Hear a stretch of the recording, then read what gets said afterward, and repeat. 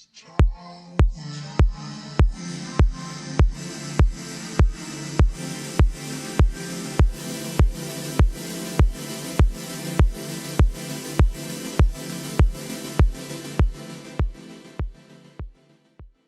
name is Paul van Wyk. I'm the director and co-owner of AcciDentGuru. We are a panel shop based in Cape Town, and we've been operating for about close to 10 years now. About 9 months ago we started with the planning of this move to our new premises. We used to be in Pardon Island in a fairly older building, and with the lockdown and everything that happened, we found that the traffic there has died down. Nobody was working in town anymore and everybody was working from home. So we decided it wasn't really worthwhile having such a premium premises right on Marine Drive, which was a busy road when we started out, but it basically died down completely.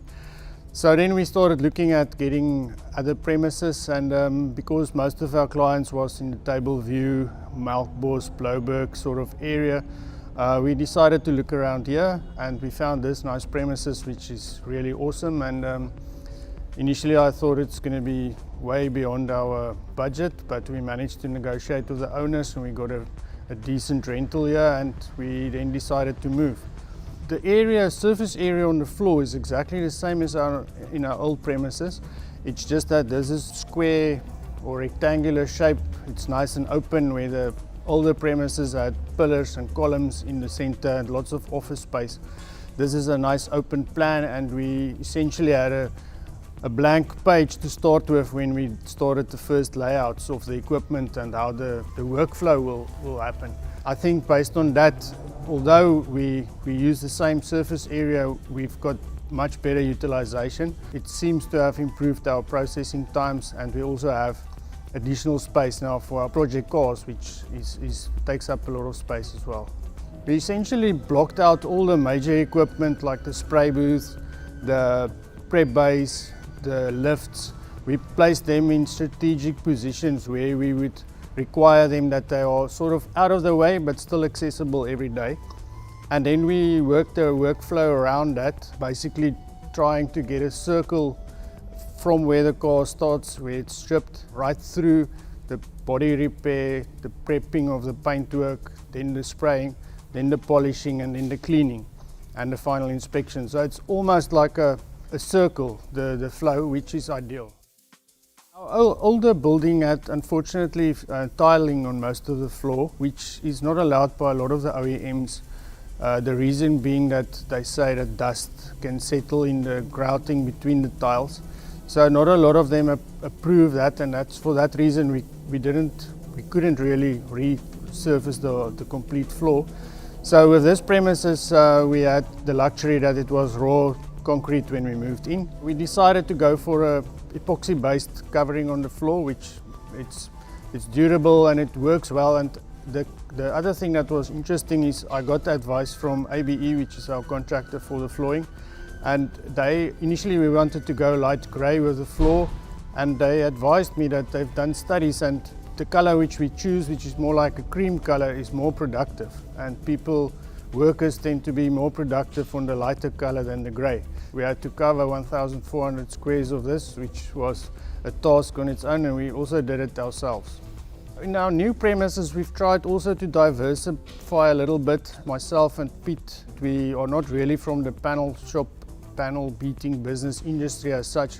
We always had a sort of a fresh approach to how we do the business, and we found that especially with COVID and everything that happened around it, that our business model, which we sort of adopted, which was a lot of second-hand dealers and refurbishments, that business did take a lot of strain in the past year or two, and we had to sort of diversify into other areas where we could still use our panel beaters and our spray painters and our spray booths, but for other applications. We've started initially with classic cars. We only had 1 or 2 classic cars in our old shop at a given point in time, and it increased through lockdown.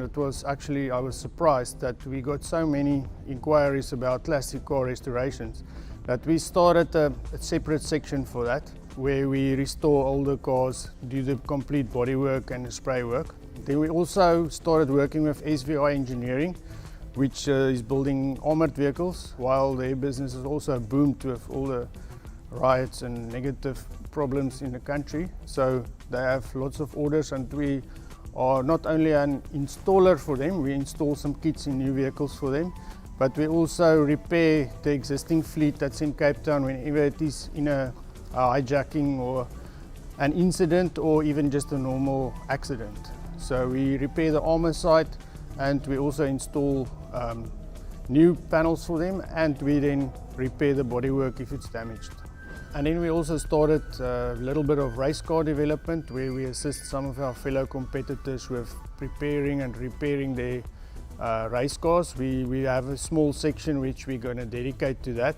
Basically the bodywork side, as well as assembling and specific race car preparation with what we've learned through the last 20 years in rallying. We've learned where to improve, where to reinforce, and where to make the car stronger in order to get the reliability, and that's something we're also marketing at the moment, which we think will grow into a nice new venture. We were very fortunate to have a couple of nice projects. One that we started with now is a Subaru Impreza rally car that we're going to be building for one of our fellow competitors for the 2022 season. Along with that, we're also working on our own Audi Quattro for the same four-wheel drive class. We managed to finish the Alpha GT Junior for Ashley Bort, and he's going to do the hill climb in Knysna in about 4 weeks' time with that car. That's a big achievement. We've had that car in our shop for I think close to 3 years, and it's basically part of our furniture. We've grown with that car, and it's really well balanced, and Ashley is very happy with it. Then we've also done a few classics. We've done a Datsun 1200 sedan, which we also just started the bodywork in our old shop, and that was finished and delivered in the shop. Behind me here we've got the Isuzu VA Cross, which we actually didn't even start in our own shop. We moved it through, and that was the first car that arrived here, and it was shown in one of the videos where it was standing in one corner, and that was a challenge. We couldn't find any parts for that car locally. It's a full import, so we had to panel beat like the old school way and repair where we could, and we found some parts from other Isuzu models that could fit. We fitted City Golf indicators to the bottom bumper, Nissan Almera spot lamps, and I must say that car looks awesome. It looks like the day it came out of the showroom.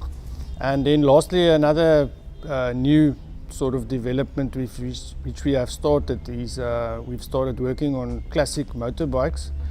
Well, basically any motorbikes, but we're specializing in classic bikes. We have a client that is buying old classic bikes and restoring it, and we're doing all the paintwork for him, and that also seems to be growing.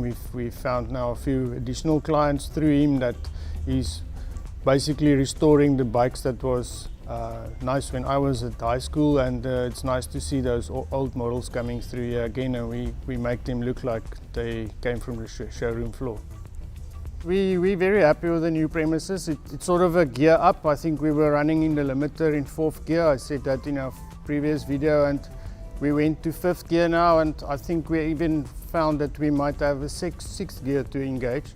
So it's definitely, we're very happy. It's a nice environment here, and the great thing is that a lot of our loyal customers from Pardon Island has also followed us here. So we didn't really see a big decline in our client base from that side, but we also found an additional client base in this area. So there's a lot of fleet owners around which have started using us, and we're very fortunate to have them as clients now.